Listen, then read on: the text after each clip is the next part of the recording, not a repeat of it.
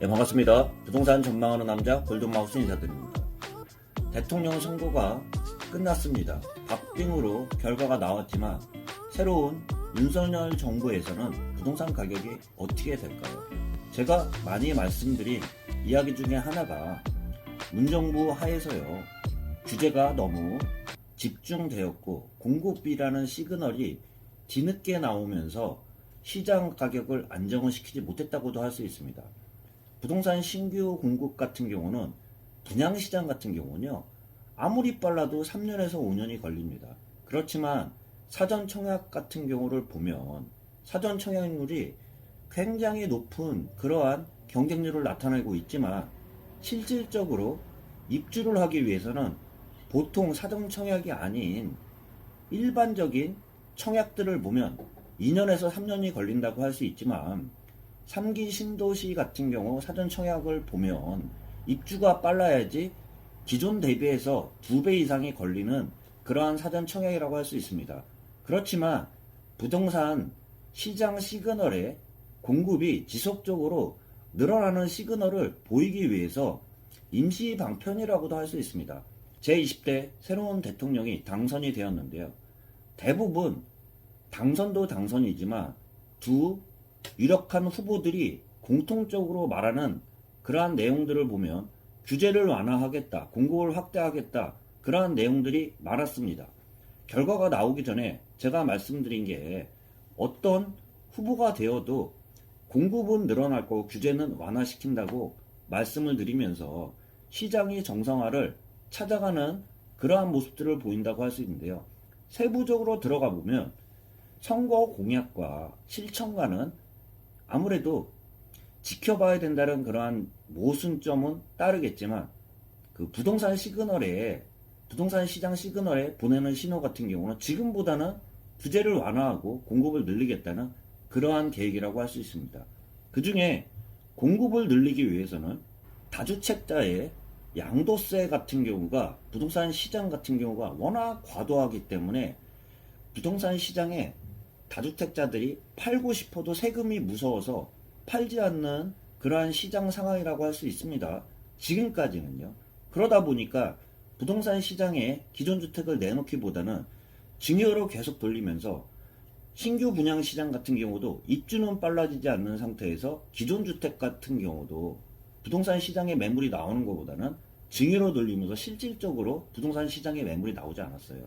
그렇지만 이번에 당선된 윤석열 당선자를 보면 공약들을 보면 다주택자를 2년 한시적으로 다주택자 양도세 중과를 최대 2년까지 유예하겠다는 그러한 공약도 발표를 하면서 공급도 250만 호, 양쪽은 조금 차이는 있겠지만 250만 호를 공급하겠다고 발표를 했는데요.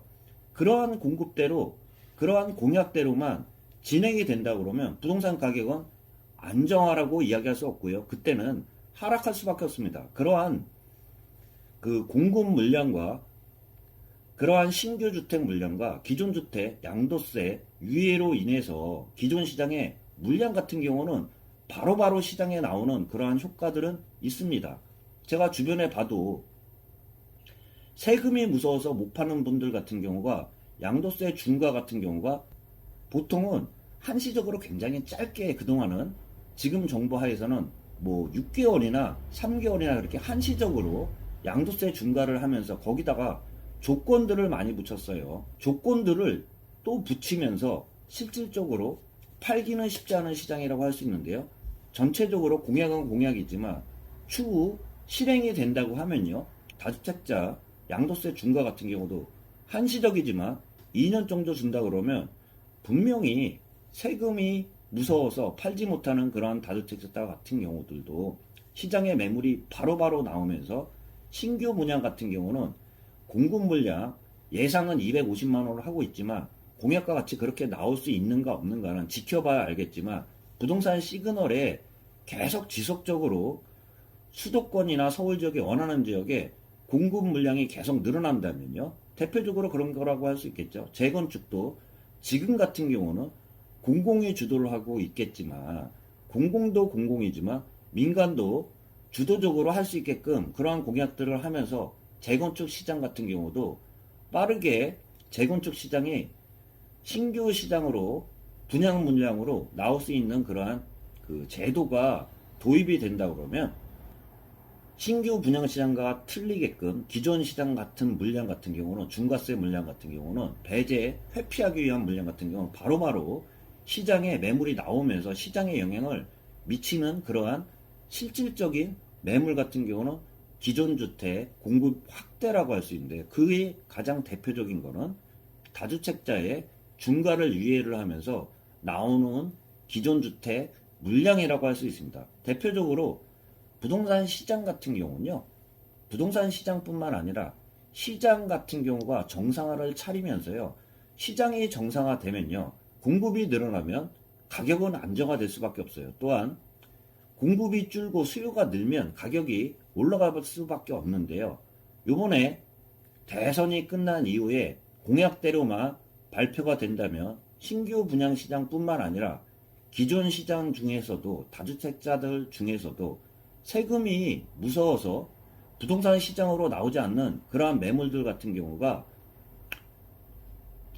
일부 지금까지는 증여가 꾸준히 늘었지만 시장에 매물이 나오는 매물 또한 그 효과 같은 경우는 굉장히 크면서 부동산 안정화를 이룰 수 있다고 저는 얘기 드릴 수 있습니다. 또한 그 공약대로만 나온다면 안정화가 아니라 입주가 실질적으로 피부에 느껴지는 그러한 상황이 생긴다 그러면 공급 폭탄이라는 그러한 공급 물량이 나오기 때문에 그때는 아마 제 생각에서는 분양 일정도 일부 가격이 너무 하락하는 단지들이 생긴다 그러면 공급 물량도 조정해야 되는 부동산 시장에 충격을 주지 않기 위한 그때는 공급 물량도 일정 조정은 필요하다고 할 수 있습니다. 그만큼 공급 물량이 한꺼번에 나오면서 실질적으로 이어진다고 하면은 부동산 시장 하에는 분명한 부동산 시그널을 지속적으로 보인다 그러면 부동산 시장 같은 경우는 지금보다는 분명히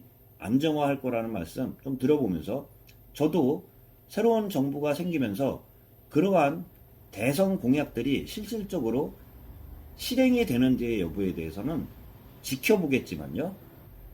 부동산 시장에 대해서 지속적으로 저도 부동산 시장 참여자로서 관심을 가지면서 계속 지켜보면서 여러분들한테 말씀드리도록 하겠습니다.